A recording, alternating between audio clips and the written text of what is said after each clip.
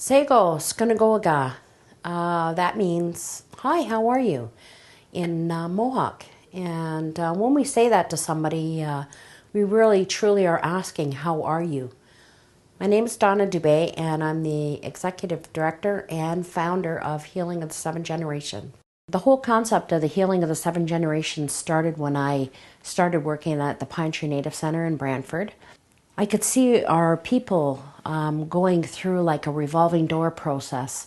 They'd be stuck in the system, and then the system would be on them to do something better with themselves, and they would come in and see us, and we would put them through education or training, and that would take a year or so. And when they were done, they'd be high on themselves, you know, that they succeeded into something. And then they'd go out and they'd work in the field of their choice for a little while, and then they really couldn't understand what was happening, but they couldn't handle it, and then they withdrew. Their addictions took back over again when they got their second and third paycheck. It was very hard for them to handle that kind of responsibility. So their addictions would end up taking over, and then they would end up back in the system again. They would have to leave their job. If you don't know any better, then how can you make those changes? I went to Clark College in Brantford and got my social work papers. That might have kind of started the inspiration of where I got this idea, but I know the Creator allowed me this gift of putting together the whole concept of this healing program. And I had to use a lot of myself putting this program together, because I was stuck with all that. I know what it was like. I married young. I had children young. I was on my own. My husband had left myself and my 4 children, and I was on the street homeless by the time that I was 22 years old. And I was stuck right in the middle of my addiction, so I totally understand how things can work against you, how we allow ourselves to allow them to work against us. I met my husband that I'm currently with now. We just celebrated our 21st wedding anniversary, but we've been together for 28 years, and he's an amazing man. I got a job and worked with my husband at the same place in the factory, and I was totally involved with the union there and sat on many, many committees. I was involved in the labor movement, and didn't know what my path was leading me to when I put together this program, but it was years in the making. And the approval letter came in dated with my father's birthday.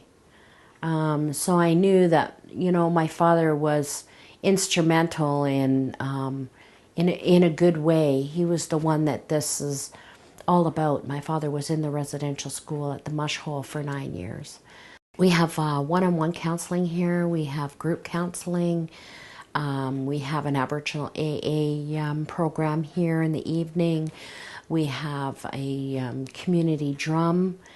We do projects like crafts on the weekends. Crafts is very important to our people. It's an opportunity to get together, to share stories, to have laugh, to encourage one another, and to keep our traditions going. We had a fantastic project that happened in the summer of 2009 that went from June until September. It was a community canoe building. Canoe building has a lot to do with healing. When you're coming together to build this canoe, it takes a community to build a canoe. It takes healing. It takes ceremonies. There's feasting. The community comes together and laugh and cry, and we share things and put our hard work into building this gift. We call the canoe Mino Maskiki, which means good medicine, and that's exactly what it was for the community, good medicine. Throughout the course of the summer that we built the canoe, There was many groups that came down at any given time when we were feasting. There was up to 15, 60 people at one time helping with the canoe and preparing up the food and sitting at the drum and singing and enjoying the beautiful weather. And then at the end of the day, we all came together and thought it would be a fantastic idea to gift the canoe to the city of Kitchener. We liked them to walk with us as our friend. This brought us that much closer together, and it was a great day when we gifted the city with the canoe. We had the drums there, and the community came together. That's what this healing program is all about. It's about dealing with the effects stemming from the residential school. And there's many, many effects out there. We have individuals going through the justice system. They are the end result of the residential school. We have individuals that come in that have many addictions or even one addiction. Their self-esteem is poor. So we're here to help them. We're here to guide them. I'm here to let them know that things will be okay, that I'm a prime example of that. I was where they were, and when I was in that position where they are, I couldn't see no brighter days ahead. I couldn't feel the good things that the Creator had to offer.